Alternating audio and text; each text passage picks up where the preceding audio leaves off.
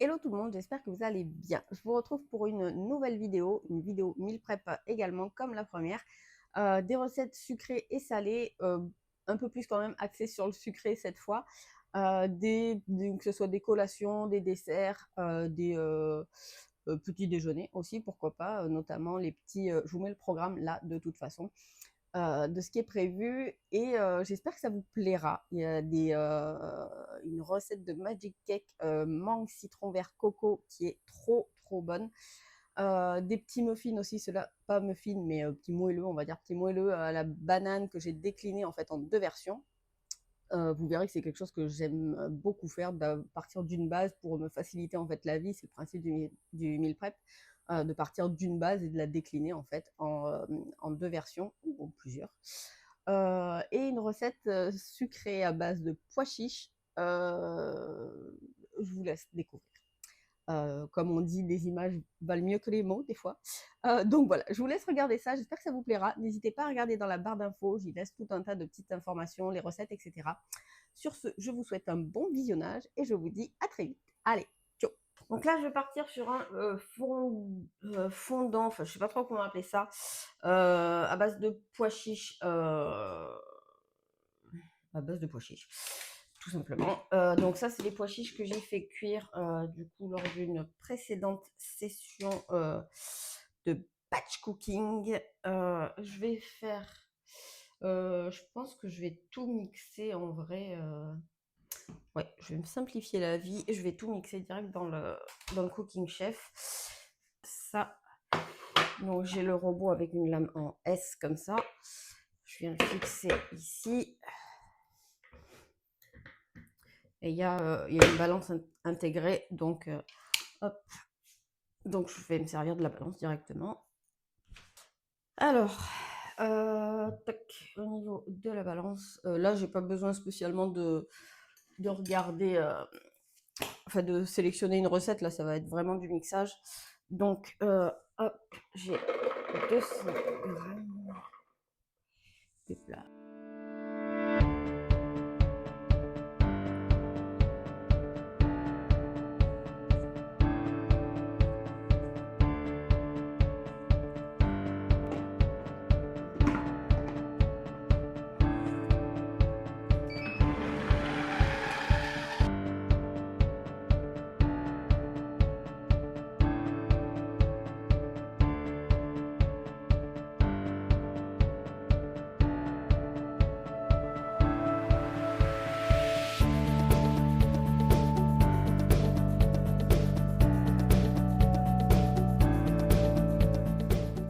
Sinon, là, bah, du coup, je suis en train, moi, de découper la mangue pour la future recette qui sera un Magic Cake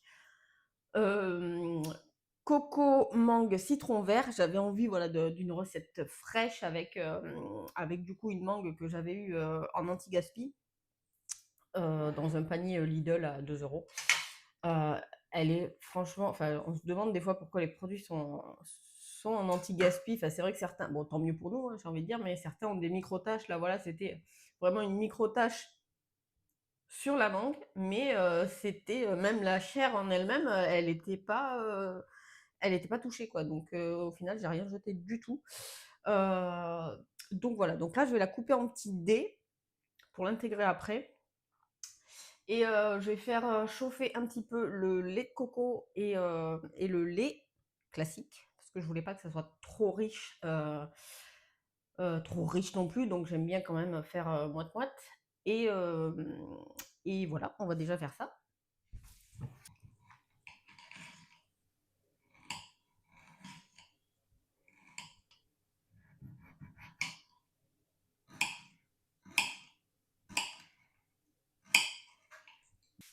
Là, j'ai les jaunes d'œufs. Je viens mettre, là, je choisis du sucre de coco, donc pour rester bah, dans la logique en fait de la recette, avoir des notes coco un peu caramélisées, gourmandes euh, dans, ce gâteau.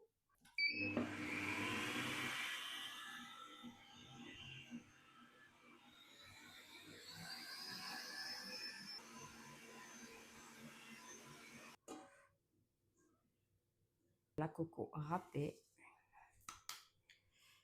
Hop. Et c'est reparti.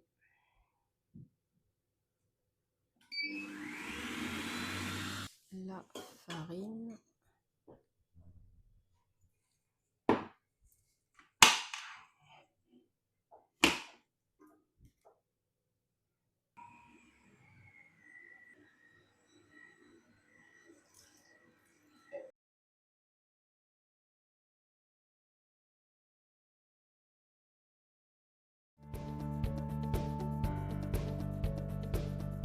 Si tu me fais partir pour venir voir le serpent qu'il n'y a pas,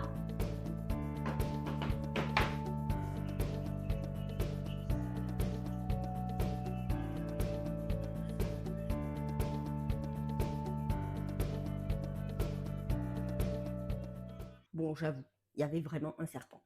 Mais bon, petit serpent. Allez, sur ce, je continue du coup. Donc, vous voyez, c'est ultra moche. On dirait que là, c'est totalement raté. Donc, on a hop la phase liquide en dessous et dessus, la partie qui fera génoise avec les blancs. Et je vous disais que si elles étaient vraiment trop juteuses, etc., vous pouviez les éponger un peu avant. Ça évitera que ça détrempe trop à la cuisson. Hop, là, ça fait un petit fond. Et on vient donc verser par-dessus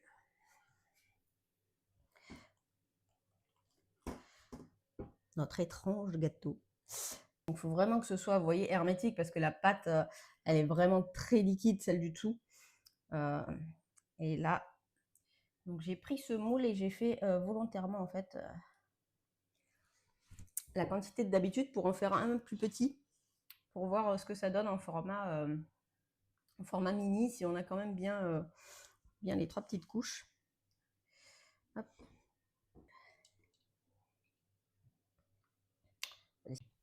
Je vous explique cette fois en voix off les petits moelleux à la banane.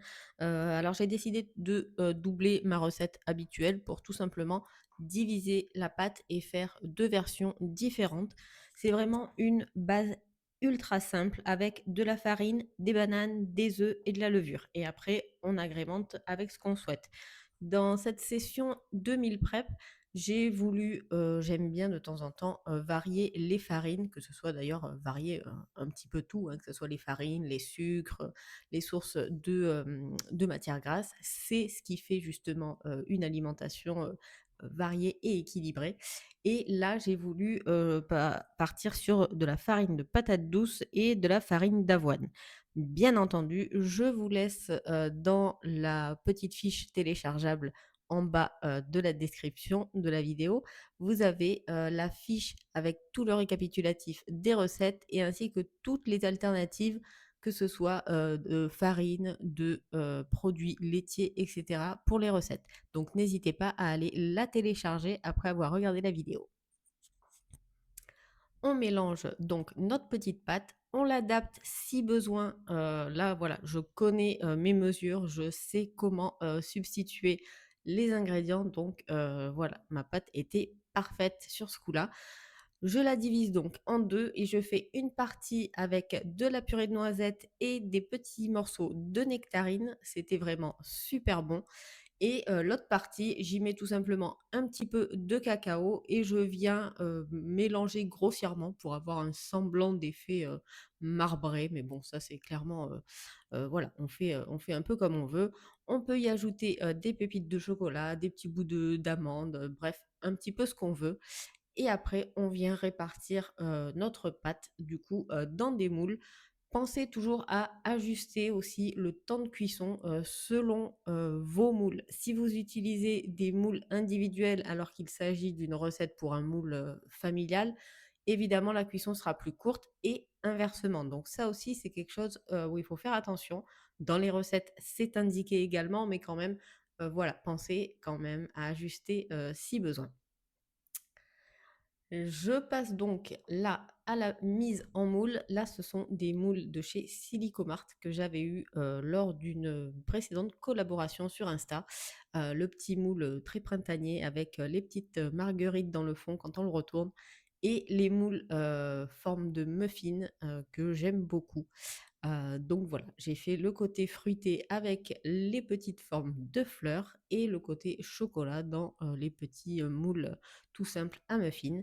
Et l'avantage, voilà, dans les meal prep, j'enfourne quand j'ai plusieurs préparations. C'est vraiment le but du meal prep de rassembler en fait les cuissons pour optimiser le temps et l'énergie également. Du coup, voilà, là, je vais pouvoir enfourner mes moelleux et je sors du coup les Magic Cakes qui sont prêts pile au bon moment. J'enchaîne après avec la préparation là, des carottes râpées et des courgettes râpées qui vont me servir pour le flan de courgettes. Évidemment, vous pouvez râper avec une râpe à la main. Forcément, ce sera un petit peu plus long. Donc, moi, j'en profite. Je me facilite la tâche.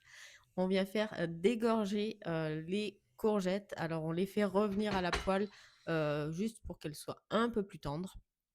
Et on les ajoute du coup à notre préparation. On essaye de les faire un petit peu refroidir avant, histoire que ça ne fasse pas cuire les œufs avant. Du coup, voilà, on est sur une fin de petite session cuisine. On a donc l'espèce de petite omelette, entre guillemets, de courgettes râpées, tomates séchées, etc. Les carottes que j'ai râpées, du coup, c'était en même temps que la courgette que j'ai râpée aussi. J'avais mis à cuire, ça je ne voulais pas montrer, mais c'est juste des pommes de terre.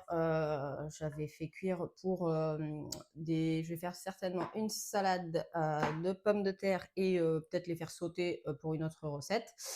Et ensuite, côté sucré, on a donc le petit fondant là avec les pois chiches. Les deux bébés là de ça, donc le Magic Cake. Donc vous voyez, on a bien, là je l'ai pas encore mis sur une assiette, mais on voit déjà qu'il y a deux textures ici et il y en aura une troisième cachée donc à l'intérieur. On a ici les petits moelleux avec la nectarine et la jolie petite fleur derrière. Et ici la version donc choco noisette. Donc voilà, il y a une partie qui va partir, j'allais dire dans mon bidou.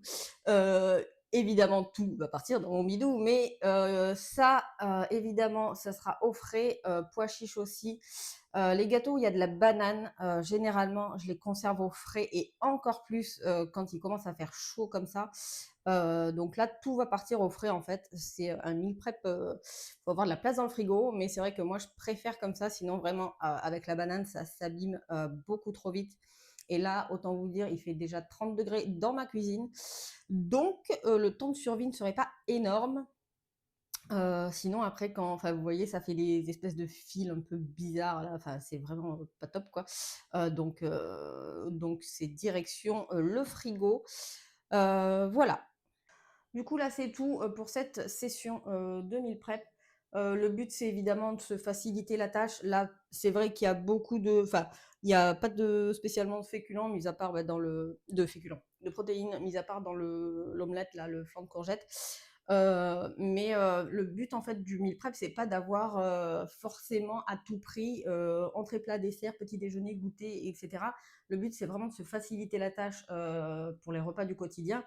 Là, je sais que les protéines que j'ai prévues pour les prochains repas, c'est relativement rapide, donc je ne vais pas les cuire maintenant, les cuire d'avance, etc. Là, le but d'un meal prep, c'est de se préparer, par exemple, les crudités, préparer, là, voilà, j'avais plus envie de petits trucs sucrés parce que j'en avais plus la disposition. Donc voilà, le but, c'est vraiment de se faciliter la tâche sur même une seule chose. Si vous voulez faire un petit batch cooking, là, que de crudités, par exemple, ou de légumes, faites des légumes rôtis, des carottes râpées, voilà. Vous avez tous vos légumes, par exemple, prêts pour les prochains jours, ou tous vos féculents. Enfin, vous organisez comme vous voulez du moment que ça vous facilite la vie. C'est le but du meal prep. Bref, j'espère que ça vous aura plu pour cette vidéo et je vous dis, je ne sais jamais où regarder du coup. À mon avis, vous voyez mes yeux qui partent partout. J'ai pas l'habitude encore, je ne sais pas où regarder, à qui parler. Est-ce ici? Est-ce ici? Je ne sais pas. J'organiserai ça aussi un peu mieux au fur et à mesure.